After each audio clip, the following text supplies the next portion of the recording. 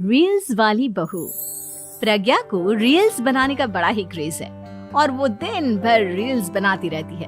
खाते पीते घूमते फिरते घर में कॉलेज में रील्स बनाने के कारण प्रज्ञा पूरे कॉलेज में हाईलाइटेड है। जहां उसकी रील्स सभी को पसंद आते हैं, वहीं मनीषा चिंता में डूबी रहती है। एक रोज जब खाते हुए प्रज्ञा रील्स बना रही होती है, तब मनीषा कहती है, 1 मिनट भी चैन नहीं है इस लड़की को। ये नहीं कि खाना तो आराम से खा ले, लेकिन नहीं, अरे थोड़ी देर रील्स नहीं बनाओगी तो आसमान नहीं टूट पड़ेगा। अरे मम्मी, इसी को तो कहते हैं डिटर्मिनेशन। तुम नहीं समझोगी ये सब। भगवान, इस लड़की को सद्बुद्धि दे। जब देखो तब टेढ़ा बाका मुंह बनाती रहती है।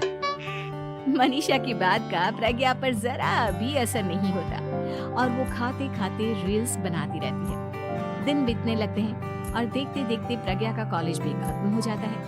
आए दिन कोई ना कोई मनीषा को प्रज्ञा की शादी करवाने का सुझाव दे जाता है। सब ठीक ही कहते हैं, प्रज्ञा की शादी कर देनी चाहिए। अपने घर के काम काज में व्यस्त हो जाएगी तो खुद ही ये रील्स और नाच गाना बंद हो जाएगा। मनीषा और प्रेम प्रज्ञा के लिए एक अच्छा लड़का ढूंढने लगते हैं और तभी विकी का रिश्ता प्रज्ञा के लिए आता है, जिसने प्रज्ञा को उसकी रील्स देखकर पसंद कर लिया था। अगले दिन विकी अपने माता पिता के साथ प्रज्ञा के घर पहुंच जाता है और प्रज्ञा साड़ी पहने हाथों में चाय की ट्रे लिए उनके सामने आती है। जब विकी को पसंद है तो हमें भी बहू पसंद है। बहन जी, आप बारात की तैयारी कीजिए। एक बार लड़का लड़की अकेले में बात कर ले तो अच्छा रहेगा। हाँ हाँ, क्यों नहीं।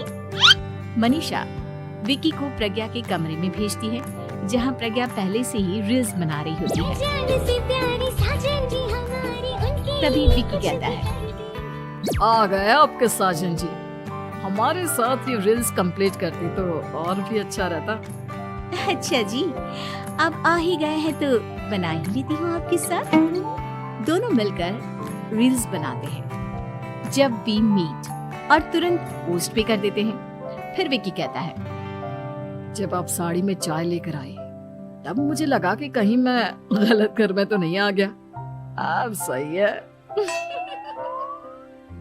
दोनों की शादी पक्की हो जाती है और शादी के दिन भी प्रज्ञा रील्स बनाने से चूकती नहीं। यहाँ तक कि बारात के समय भी नाचते हुए रील्स बनाती है। सभी लोग प्रज्ञा की तारीफ के पुल बांध देते हैं और प्रज्ञा नाचती गाती अपने ससुराल चली जाती है। सब कुछ अच्छा चल रहा होता है। प्रज्ञा यहाँ भी दिन भर हर चीज की रील्स बनाती रहती है। लेकिन कुछ दिनों के बाद जब सुनीता कहती है, बहू, ये रील्स के साथ साथ कुछ काम भी कर लिया करो। वैसे तुझे और क्या क्या बनाना आता है? मम्मी जी, वैसे तो सब कहते हैं कि मैं सब कुछ अच्छा बनाती हूँ, लेकिन मुझे लगता है कि मैं मैगी अच्छा बना लेती हूँ। हाँ, कॉफी भी अच्छा बना लेती हूँ और मुंह तो सबसे अच्छा बना लेती हूँ। हैं? अच्छा अच्छा। सुनीता अपना माथा पकड़ लेती है और कहती है, बहू, कुछ खाना बनाना भी सीख लेती। मम्मी जी, मैं लंबी प्लानिंग कर रही हूँ। जल्दी ही मैं इतनी फेमस हो जाऊंगी कि मुझे पैसे मिलने लगेंगे। हम दोनों सास बहू राज करेंगे, राज। नौकर काम करेंगे और लोगों की तो लाइन लगेगी हमसे मिलने के लिए। तेरा दिमाग खराब हो गया है क्या बहू? हंसी मजाक तक ठीक है, लेकिन इस तरह घर नहीं चलते। जितना जल्दी हो इस घर के तौर तरीकों को सीख लो। प्रज्ञा मुंह घुमाकर चली जाती है और तुरंत उसी वक्त एक रील बनाती है। ये देख सुनीता का गुस्सा 7वें आसमान पर चला जाता है और विकी के घर आती ही सुनीता उसे सब कुछ बताती है। विकी भी अब प्रज्ञा की इन हरकतों से परेशान हो जाता है। तुम टेंशन मत लो मम्मा, मैं देख लूंगा। विकी कमरे में जाता है तो देखता है कि प्रज्ञा रील्स बना रही है। विकी बड़े ही प्यार से प्रज्ञा से कहता है, प्रज्ञा, इन सब के लिए मैं तुम्हें मना नहीं कर रहा हूँ, लेकिन फिर भी हर वक्त तो ये अच्छा नहीं लगता ना। समझने की कोशिश करो, मुझे भी तुम्हारा थोड़ा वक्त चाहिए। मैं जब ऑफिस से आता हूँ तो मुझे समय देने की जगह इसी में लगी रहती है। तुम ज्यादा ही सोच रहे हो। तुम भी मेरे साथ रील्स बनाओ ना, तुम्हें भी बहुत अच्छा लगेगा। तुम्हें इज्जत से कोई बात समझ में नहीं आती क्या? दिमाग खराब हो गया है तुम्हारा इस चकाचौंध से। अगर तुमने अपना रवैया नहीं बदला तो मैं तुमसे दूर चला जाऊंगा। तुम ही रिश्ता लेकर आए थे, मुझे लड़कों की कमी नहीं थी और ना आज है। विकी दरवाजा पटककर चला जाता है। धीरे धीरे विकी प्रज्ञा से दूर होता जाता है। एक रोज मनीषा प्रज्ञा के ससुराल उससे मिलने जाती है। तब सुनीता उससे कहती है, बहन जी, अब आई हैं तो कुछ दिन यहाँ रहकर जाइएगा, आप ही का घर है। हाँ मम्मी, बहुत दिन हो गए तुम्हारे साथ एक भी रील नहीं बनाई मैंने। प्रज्ञा तुरंत अपने फोन में रील्स ऑन कर लेती है। ये सब मुझसे नहीं होता। तेरा ये भूत अभी तक नहीं उतरा क्या? बहन जी, आप कुछ कहती नहीं क्या इसे? जब आप ही कुछ नहीं कर पाई तो मैं कर ही क्या सकती हूँ। सास तो वैसी ही बदनाम है।